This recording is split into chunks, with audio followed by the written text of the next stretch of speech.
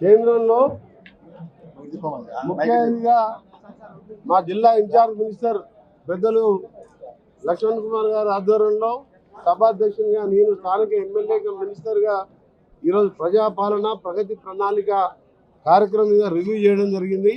ఇందులో పాల్గొంటున్న మా గౌరవ శాసనసభ్యులకు, అలాగే మా whip assembly whip Beerla Ilaiah గారికి, మా శాసనసభ్యులందరికీ పేరు పేరున ప్రతి ఒక్కరు కూడా పాల్గొన్నారు.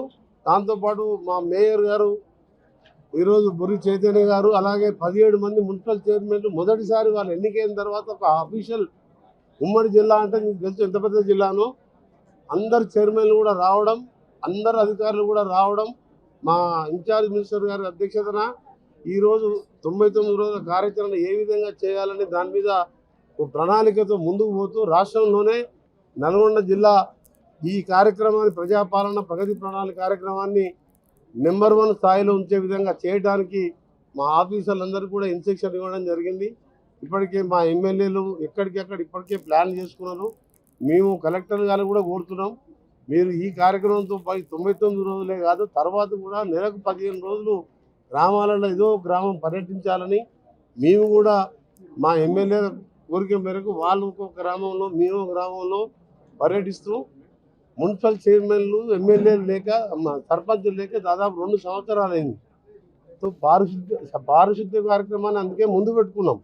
ఆ తర్వాత ఆఫీస్లో ఫైళ్ళ క్లియరెన్స్, ఆ తర్వాత రైతులకు సంబంధించిన సమస్యలు, ఆ తర్వాత యాక్సిడెంట్కి సంబంధించిన హైవే మీద యాక్సిడెంట్ కానీ దాని మీద సమస్యలు, పిల్లల పోషణ, బాలికలకు సంబంధించిన ఇష్యూస్ కానీ, అంగన్వాడీల సమస్యలు కానీ, ఇవన్నిటి కూడా బడ్జెట్ కూడా కేటాయించి ఇప్పటికే ముఖ్యమంత్రి గారు ఒక ప్లాన్తో ఇవాళ మౌలికమైన చిన్న చిన్న సమస్యలు, తెలియని సమస్యలు మన దృష్టికి రాని ఇవాళ మనం 2వ తారీఖు రోజు పెట్టుకున్నాం. ఏప్రిల్ 2కు మొదటి గ్రామ సభ, ఆ తర్వాత 12వ తారీఖు మండల సభ, ఆ తర్వాత 22కు కాన్స్టిట్యున్సీ లెవెల్లో, ఆ తర్వాత జూన్ 12 రోజు రాష్ట్ర స్థాయిలో పెట్టుకొని రాష్ట్ర ఆవిర్భావ దినోత్సవాలు కూడా చేసుకుంటూ రాష్ట్రాన్ని ప్రగతి పదంలో అభివృద్ధి కార్యక్రమాలు ఒకవైపు, ప్రాజెక్టు ఒకవైపు, సంక్షేమ కార్యక్రమాలు మేము చేసేవన్నీ మీకు తెలుసు. ఉచిత బస్సు మొదలు పెట్టుకొని ఇవాళ 1000 కోట్లు 11,000 కోట్లు ఉచిత బస్సు ఖర్చు పెట్టాం. 5,000 కోట్ల చిల్లర ఇవాళ 200 యూనిట్లు పేదవానికి నెలకు సంవత్సరానికి 12,000 రూపాయలు మిగులుతుంది. ప్రతిపక్షాలు ఏది పడుతుంది మాట్లాడతారు. వాళ్ళకి ఎప్పుడైనా పేదవానికి ఫ్రీగా కరెంట్ ఇవ్వాలి, నెలకు 700-1000 రూపాయలు మిగిలితే ఆలోచన వచ్చిందా?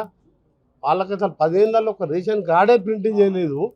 మీ అలా తెల్ల రేషన్ కార్డు ఇచ్చి ఆ నిరంతర ప్రక్రియ చేసుకుంటూ ఒక 3,12,00,000 మందికి సన్న బియ్యం, అంటే నేను లక్ష్మణ్ కుమార్ గారు మా ముఖ్యమంత్రి గారు మంత్రులు తినే బియ్యంతోనే ఇవాళ పేదవాడు 2 పూటలు అన్నం తింటుందంటే ఎప్పుడైనా ఆలోచన చేసిందా అని అడుగుతున్నాం.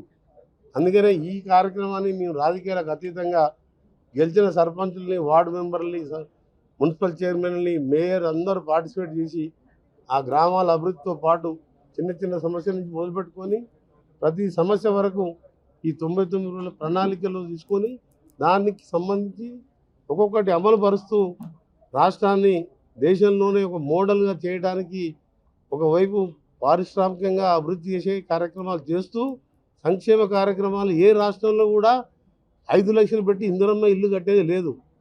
ప్రధానమంత్రి ఆవాస్ యోజన అంటే 1,75,000 ఇస్తారు. ఇలా 5 లక్షలు అకౌంట్లో పడుతున్నాయి, ఎవరి దగ్గర పోయే అవసరం లేదు. ఇది దేశంలో రికార్డు. ఇది ఏ రాష్ట్ర ప్రభుత్వం 5 లక్షలు ఇయ్యేది ఇల్లుకు అంటే మామూలు విషయం కాదు. ఇది 50 రూపాయల కిలో బియ్యం ఏ రాష్ట్రంలో ఇస్తుందా? అందుకనే ప్రతిపక్షాలు అంటున్నారు, మీరు విమర్శించకండి, మేము చేసే మంచి కార్యక్రమం హర్షించండి, కావాలంటే సలహాలు ఇవ్వండి, ఇంకా మంచి పనులు చేస్తాం మేము.